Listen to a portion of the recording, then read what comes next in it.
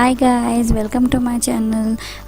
ఈరోజు మీ అందరితో నేను పన్నీర్ మసాలా ఎలా చేసుకోవాలో షేర్ చేద్దాం అనుకుంటున్నాను. పన్నీర్ మసాలాలో చిన్న చిన్న పన్నీర్ కట్ చేసుకోండి, టూ టమాటోస్ ప్యూరీ చేసుకోండి, ఒక 3 onions paste, medium size onion paste చేసుకోండి, దాంట్లోనే 10 to 12 కాజు కూడా యాడ్ చేసుకొని పేస్ట్ చేసేసుకోండి. అండ్ కారం పొడి, ఉప్పు, పసుపు, నూనె, పెరుగు, మసాలా అండ్ సాజీరా, ఇలాచీ, లవంగాలు, పత్తా అండ్ మిల్క్. ఇవన్నీ అయిన తర్వాత ప్యాన్లో నూనె వేసుకోండి, 2 టేబుల్ స్పూన్ నూనె వేసుకున్న తర్వాత నూనె కాగిన తర్వాత మీరు దాంట్లో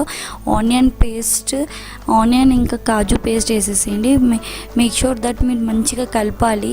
ఈ కర్రీ సీక్రెటే మీరు కలపడం. మీరు ఎంత అయితే కలుపుతారో అంత మంచిది, ఎందుకంటే కింద అంటకుండా ఉంటుంది. సో ఓకేనా. సో మీరు మంచిగా కలపండి, మంచిగా లైట్ పింక్ వచ్చేదాకా కలపండి. మంచిగా కలుపుతూ ఉండండి.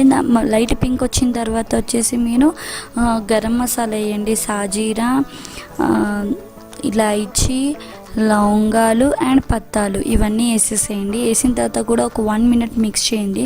మిక్స్ చేసిన తర్వాత మీరు నేను అల్లం వెల్లుల్లి పేస్ట్ మర్చిపోయాను, అల్లం వెల్లుల్లి పేస్ట్ యాడ్ చేసుకోండి కొంచెము.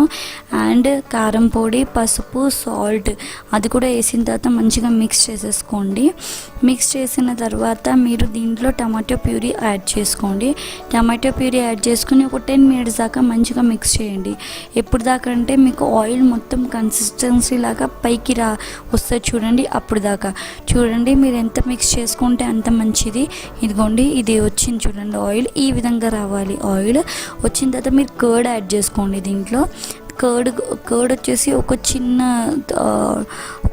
ఒక 2 to 3 టేబుల్ స్పూన్స్ అండి కర్డ్.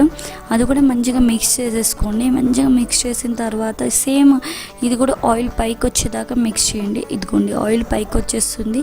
ఇది అవ్వగానే మీరు దీంట్లో పన్నీర్ యాడ్ చేసేసుకోండి.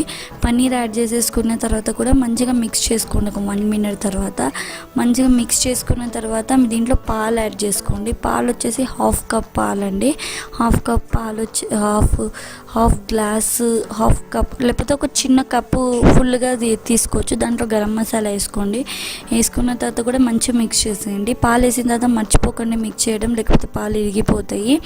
మంచిగా మిక్స్ చేసిన తర్వాత చూడండి ఆయిల్ పైకి వస్తుంది. అలా వచ్చేదాకా ఒక 5 minutes దాకా మిక్స్ చేయండి. దాని తర్వాత కర్రీ రెడీ అయిపోయింది. మీరు బౌల్లో వేసుకొని కొత్తిమీర వేసేసుకొని సర్వ్ చేసుకోండి. Okay, bye bye guys.